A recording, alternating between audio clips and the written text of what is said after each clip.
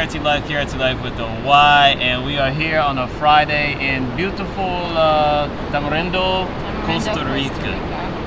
It's our last day here. Yeah, our last day here for our Wow surfing trip, and this vlog might actually end up being a lot shorter than we thought it was going to be because the ocean right now is not cooperating. So last night we went out, and I want to say it was around 4:30ish for our last session before the sun goes down at 5:30, and for me to catch my first wave I had to wait 30 minutes because there was absolutely nothing happening. Today I don't know how long you're gonna have to sit in order to catch one because I don't see not one wave coming through, and we've been here on the beach for almost what, an hour? Yeah, it's pretty flat. Like normally around this time of day, what time is it, about 6:30 right now? Yeah. It's about 6:30 in the morning. Normally there would be a lot of surfers out here already, like getting their groove on and surfing and all that stuff, and we're normally out here surfing. But the tide is super low and the ocean is super flat. Like there's barely any rideable waves. We went out last night and tried to surf some, well not last night, but yesterday evening, and tried to surf some waves, and there was barely anything even surfable then. So yeah, I don't know if we're gonna actually be able to surf today, but I guess we might as well do our final analysis of what we think about if you can surf just by watching YouTube videos. What do you think? I think you can, because everything we did, all the basics is definitely on the YouTube, and there is plenty of information on how to catch the wave and stuff, and then you just need your own experience and practice learning how to actually, like, I guess, watch the waves, observe, and learn how to catch them properly, because nobody really can teach you that. They can tell you, but you have to feel it eventually. So you have to have that experience and enough, I guess, surfable hours right, in order for you to actually pick it up really well. Yeah, because if you have an instructor, you know, like spotting the waves for you and picking your waves and then boosting you into the waves, you're going to catch the wave every single time. When you get out there on your own and you're trying to surf unbroken waves, and you got to spot your own waves and which ones to pick and which ones to let go by, and you know when to pop up and all that kind of stuff, it's completely different. And we didn't really use an instructor, but after we learned how to surf, the guy from the surf shop, he came and he kind of gave us a couple pointers and tweaked us a little bit and said, okay, do this, do this, do this, to help us like boost ourselves to the next level, especially with riding with unbroken waves.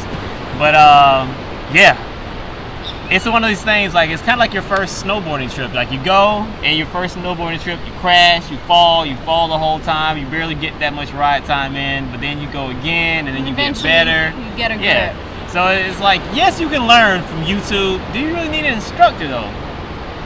I don't think so. Not for me. I think what I've watched on the YouTube and explanations are really detailed and sufficient.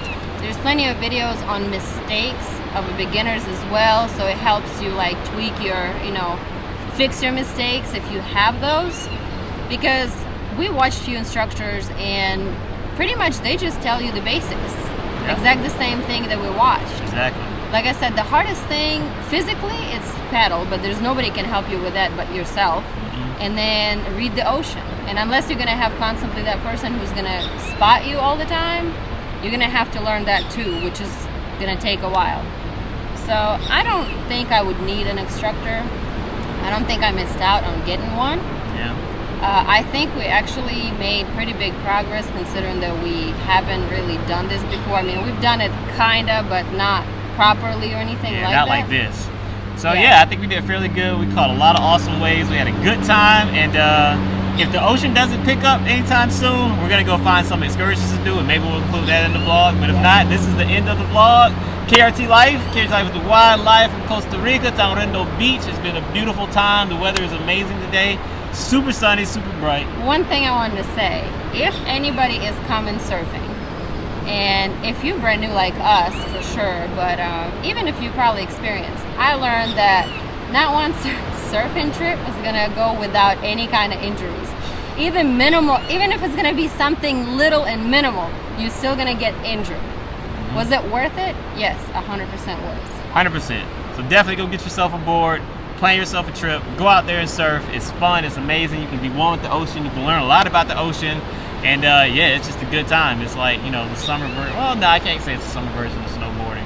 It's different. I think it is different. Yeah, it's very different. All right, y'all. KRT LYFE with the Y. You know, I was gonna say one more thing, but I really want to end the vlog there. I was gonna talk about like how snowboarding is static and surfing is very dynamic. Well, it doesn't look like we're going to be surfing today, so might as well end it with it. Yeah. Okay, so I guess I'll tell y'all this real quick. Maybe edit this in some kind of way. So one of the things that like I think, from my opinion and perspective on surfing versus like snowboarding and all that stuff, I feel like when you're going snowboarding, there's a lot of more variables that you already know are going to be set there. So it's like you already know what kind of conditions you're going to have for the most part when you see your weather report. You know how much snow you got, you know how much powder you got, you know what the inclination of the hills are, or the mountains. You already kind of know, okay, this is like a steep run, this is a not steep run.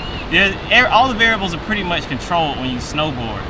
When you surf, the only variables that are consistent are you and the board. Everything else is constantly changing. The ocean is constantly changing. The pitch of the waves is constantly changing. The frequency of the waves is constantly changing. So you have to constantly adjust yourself and constantly pedal to get yourself in the right position to catch the waves, because just because a wave broke right here 5 minutes ago doesn't mean it's going to break there again. Like in 2 seconds, the next wave is going to break like here. And you got to get yourself in position to catch that wave. So it's a very, very, very dynamic outdoor sport, and it's a lot of exercise. What I was going to say is, and there is a surf report, there exists. So Yes. you can look up at least approximately what the size of the waves you're going to get and all this kind of stuff. But it's still very unpredictable when you get on the water. So you kind of have a report, but it's very... Yeah, because surfboard very is going to be approximate. 6 to 7 foot waves again today. Yeah, so it's And very literally approximate flat. report. It's definitely, and then the weather changes so fast. Like literally when we got up, it was 5:30 in the morning, and I looked, and it was supposed to rain at 7 or 8 a.m. 30 minutes later, it completely changed, and all of a sudden now it's not gonna rain till like 10 maybe. So 30 minutes made a huge difference. Yeah, and you can see right now the sun is bright Completely. and steaming on us full blast. So anyway, KRT LYFE with the Y. Peace. We're out. That's the end of this vlog. Tamarindo Beach, Costa Rica. Definitely come here. Awesome time. Yay!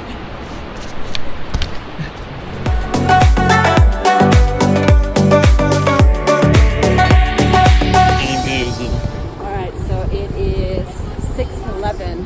Sun just went down. We had our last surf session for the day. Yep. How'd it go?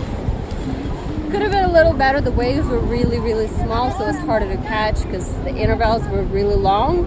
But I still caught a few. I think definitely it was frustrating this time. But I think I definitely realized at what point I have to pop up better, because I don't panic as much on these smaller waves. Yeah. When it's a big wave, it's like freaking out, like, oh, this thing is about to tumble me.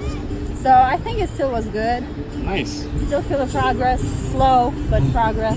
Nice. That last ride was really good too. Yeah, overall, I think it's still a good day. Nice.